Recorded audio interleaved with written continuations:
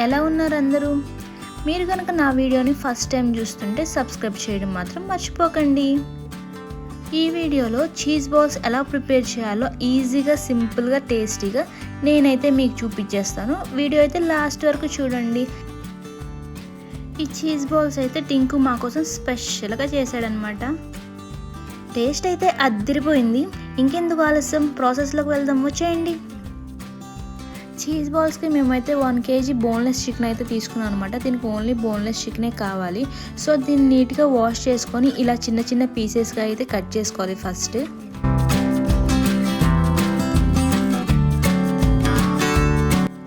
ఇలా పీసెస్గా కట్ చేసుకున్న తర్వాత వీటన్నిటిని అయితే మిక్సీ పట్టేసుకోవాలి, మెత్తగా పేస్ట్ లాగా.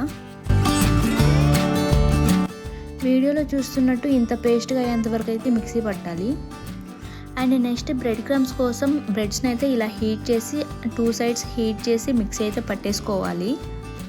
యాక్చువల్గా బ్రెడ్ క్రమ్స్ మనకి డైరెక్ట్గా సూపర్ మార్కెట్లో కూడా అవైలబుల్ ఉంటాయి. బట్ ఇలా ఎందుకు చేస్తున్నామంటే మనకి ఇది చాలా లో బడ్జెట్లో అయిపోతుంది. అండ్ టేస్ట్ విషయానికి వస్తే రెండు కూడా ఈక్వల్ అనిపిస్తాయి మాకైతే.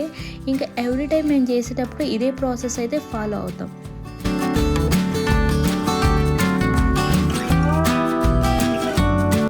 చూసారు కదా, బ్రెడ్ క్రమ్స్ అయితే రెడీ అయిపోయాయి అనమాట. అలా రోస్ట్ చేసుకోవడం వల్ల ఏంటి అంటే మనకి ఇలా పొడి పొడిలాడుతూ ఉంటుంది. అండ్ ఇందులోకి chilli flakes, all purpose seasoning and Amul cheese, 1 egg. And next చీజ్ని ఇలా చిన్న చిన్న పీసెస్గా అయితే కట్ చేసుకోవాలి.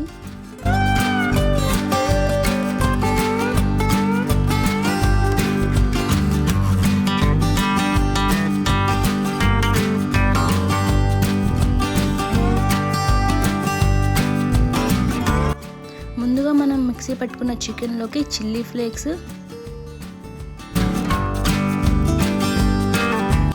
ఆల్ పర్పస్ సీజనింగ్, ఒక చిన్న కప్పుతో అంటే 1 teaspoon మైదా వేసుకోవాలి. అండ్ టేస్ట్ తగ్గట్టు సాల్ట్ కూడా యాడ్ చేసుకోవాలి. వీటన్నిటిని చికెన్కి పట్టేంత వరకు మంచిగా అయితే మిక్స్ చేసుకోవాలి. అలా కలిపిన దాంతో మనకి ఏ సైజ్ బాల్ అయితే కావాలో అంత సైజు చికెన్ అయితే ఒక ముద్దలా తీసుకోవాలి. తీసుకున్న దాన్ని అలా చేతి మీద వేసుకొని అట్లా కొంచెం కొంచెం అదుముకుంటూ ముందుగా మనం చీజ్ని అయితే పీసెస్గా చేసుకున్నాం కదా, దాన్ని ఆ బౌల్ లోపల పెట్టేసి దాన్ని మొత్తం అయితే అలా క్లోజ్ చేసి అలా మనం నీట్గా ఒక బౌల్లో అయితే ప్రిపేర్ చేసుకోవాలి. రిమైనింగ్ మిగిలిన చికెన్ అంతా కూడా ఇలా చీజ్ బాల్స్లో అయితే ప్రిపేర్ చేసుకొని ఫస్ట్ అయితే పక్కన పెట్టేసుకోవాలి.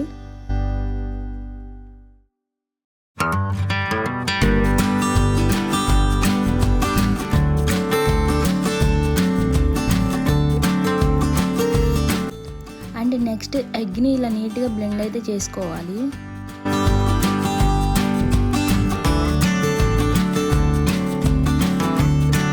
ఎగ్ని బాగా బ్లెండ్ చేశాక ముందుగా ప్రిపేర్ చేసుకున్న బాల్స్ ఉన్నాయి కదా, ఆ బాల్స్ని తీసుకొచ్చి ఎగ్లో డిప్ చేసి నెక్స్ట్ దాన్ని తీసుకెళ్ళి మనం బ్రెడ్ క్రమ్స్లో ముంచాలన్నమాట. తర్వాత అది బాగా కోటింగ్లా అయ్యేంత వరకు ఆ బ్రెడ్ క్రమ్స్లో అటు ఇటు తిప్పుతూ ఉండాలి.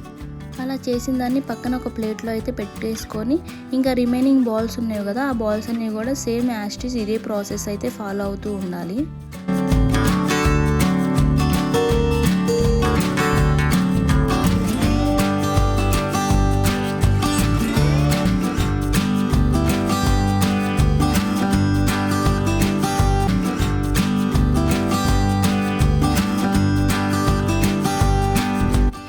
బాల్స్ అన్నీ ప్రిపేర్ అయిపోయాక మనం కళాయిలో డీప్ ఫ్రైకి తగ్గట్టు ఆయిల్ అయితే తీసుకొని హీట్ చేయాలి.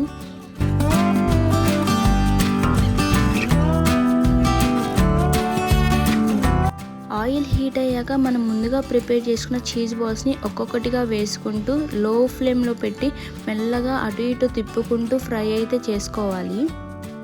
మీకు ఆయిల్లో ఇలా ఫ్రై చేసుకోవడం ఇష్టం లేకపోతే ఎయిర్ ఫ్రైయర్లో కూడా ట్రై చేయొచ్చు, అందులో టేస్ట్ కూడా చాలా బాగుంటుంది.